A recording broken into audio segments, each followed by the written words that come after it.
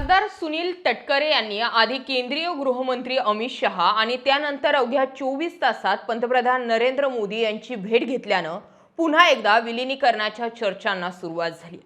याच दरम्यान सुप्रिया सुळे आणि बीडचे खासदार बजरंग सोनवणे यांनीही अमित शहांची भेट घेतली आहे। त्यामुळे अधिकच तर्कवितर्क लावले जात आहेत।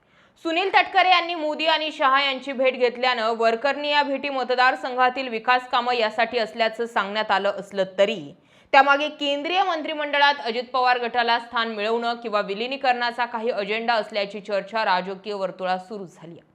काही मीडिया रिपोर्टनुसार दिल्लीत गेल्या महिनाभरापासून सुरू असलेल्या विद्यार्थी आंदोलनामुळे केंद्रीय मंत्रिमंडळाचा विस्तार आणि विलीनीकरणाची चर्चा मागे पडली होती।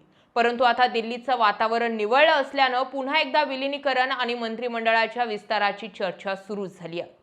काही आठवड्यांआधीच मुंबईत सुनील तटकरे, प्रफुल्ल पटेल, जयंत पाटील यांची संयुक्तपणे वर्षा बंगल्यावर मुख्यमंत्री फडणवीस यांच्यासोबत बैठक झाली होती।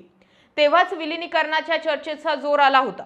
परंतु त्यानंतर हा विलीनीकरणाचा प्रस्ताव दिल्लीत पाठवण्याआधी किंवा दिल्लीतून मंजुरी मिळवून घेण्याआधीच दिल्लीत मोठं आंदोलन उभं राहिल्यानं यात विलीनीकरणाचा निर्णय लांबणीवर पडला।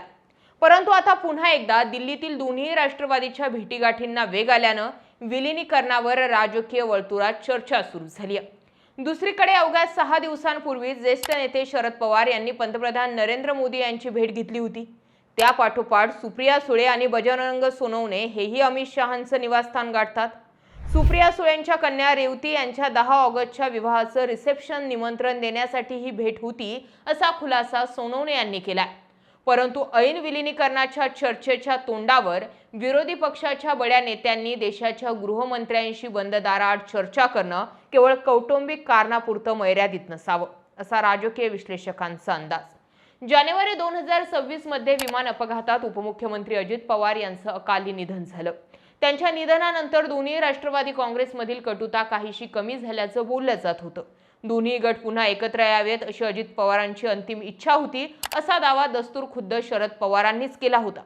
तेव्हापासून दोन्ही पक्षांच्या विलीनीकरणाच्या किंवा मग शरद पवार गटाने थेट एनडीएत सहभागी होण्याच्या चर्चा वारंवार डोकं वर काढत असतात।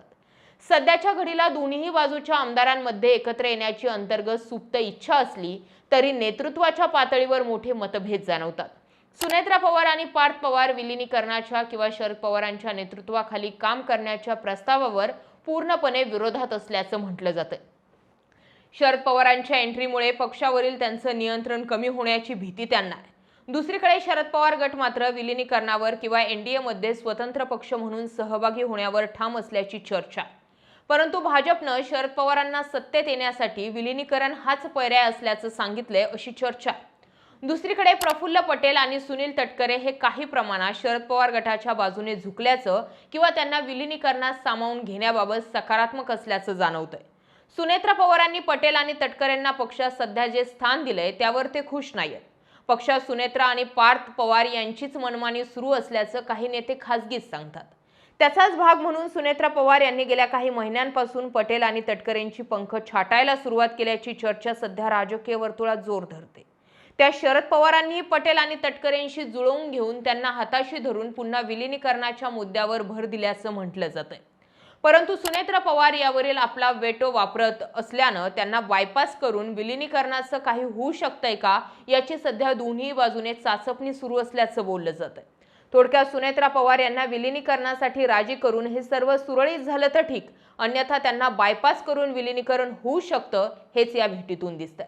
दिल्लीत सुरू असलेल्या या घडामोडींमुळे कार्यकर्त्यांमध्ये मोठा संभ्रम निर्माण झाला होता। हा संभ्रम दूर करण्यासाठी शरद पवारांनी बारामतीत पत्रकारांशी संवाद साधताना विलीनीकरणाच्या चर्चांना स्पष्ट शब्दात पूर्णविराम दिला।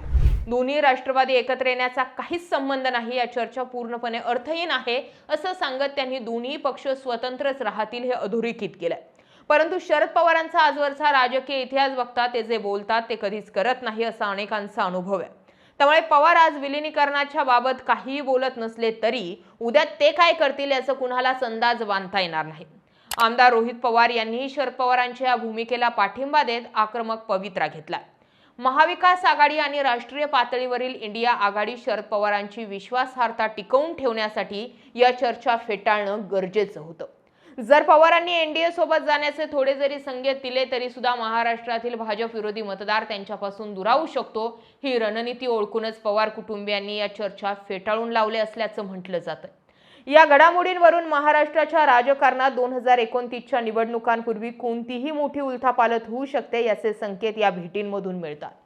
अनेक दरवाजे उघडे ठेवण्याची पवारांची शैली आताही दिसून आली. शरद पवार हे नेहमीच सर्वपक्षीय संबंध जिवंत ठेवण्यासाठी ओळखले जातात.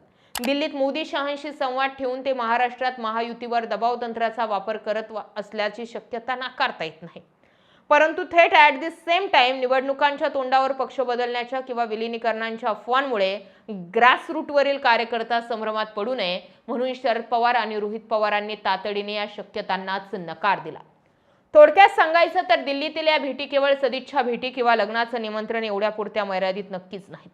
पडद्यामागे काहीतरी मोठं राजकीय घडतंय, ज्याचा अचूक अंदाज सध्या तरी कोणाला बांधता येईना. दोन्ही पवारांनी विलिनीकरणाचा प्रस्ताव आज फेटाळला असला तरी राजकारणात कोणीच कोणाचा कायमचा शत्रू नसतो किंवा मित्रही नसतो, हा नियम अलिखित आहे. आगामी काळात महाराष्ट्रात नवं राजकीय समीकरण पाहायला मिळेल आणि ते पवारांच्याच माध्यमातून दिसेल हे दिसून येतंय. कारण पवारांच्या महिनाभराच्या हालचाली आणि त्याहीपेक्षा लांबची फिल्डिंग. तुम्ही या सगळ्या घडामोडींकडे कसं पाहता? कमेंट सेक्शनमध्ये जरूर व्यक्त व्हा. जय महाराष्ट्र.